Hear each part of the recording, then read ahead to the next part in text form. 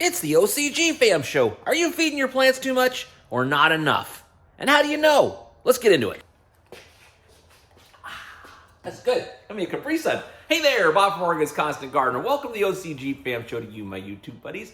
What's going on? How's everybody doing? Let me know in the comments. We'll talk about it after the show. Right now, let's just get into the show. Slurry numbers.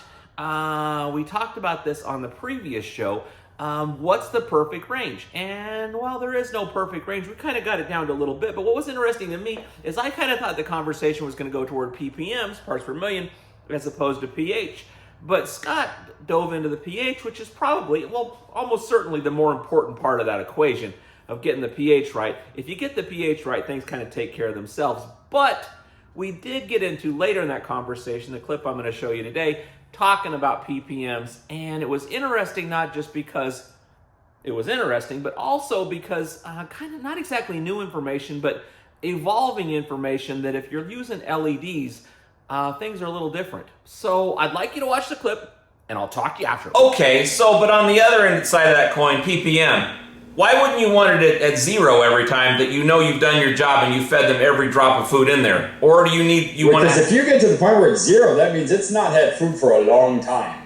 Okay, so with that number, 300, 500, 100, is there an optimum number for there? Or So what we're learning right now with, these new LEDs and the new high output lights and all the new technology with just wavelengths of color, light, and spectrum, we're finding that 400 with a, let's say, Nextlight LED full-size mega panel running at 75%, 300 parts per million left in the soil, they're starving, according to everything we're seeing on these plants. But if they're maintaining 4 to 550, which in our Nectar manual would say flush at 550, well, now we're trying to build the soil to 550 just to build in the reserves for these high output LED lights. Where if you're in a double-ended ceramic metal halide, 250 to 400, the plants look stellar, they're green, they're praying, they're upright, they can take 1,500 parts per million of feed, still be 250 to 300 the next day. They're happy, but 250 under a Nextlight, that's one starving plant apparently.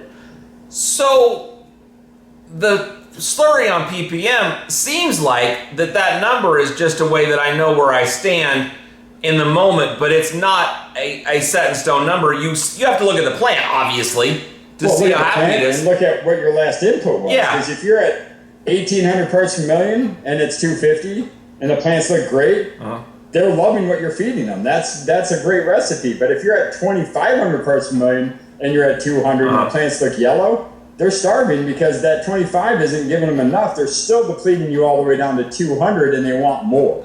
So to get it down to zero is virtually, everything that breaks down is releasing salt and amino acids and proteins. So all of those will read on the parts per million reader. So even if you, like cocoa fiber with fresh water and everything, it still comes out at 60 parts per million. And that's like washed all the way down to zero.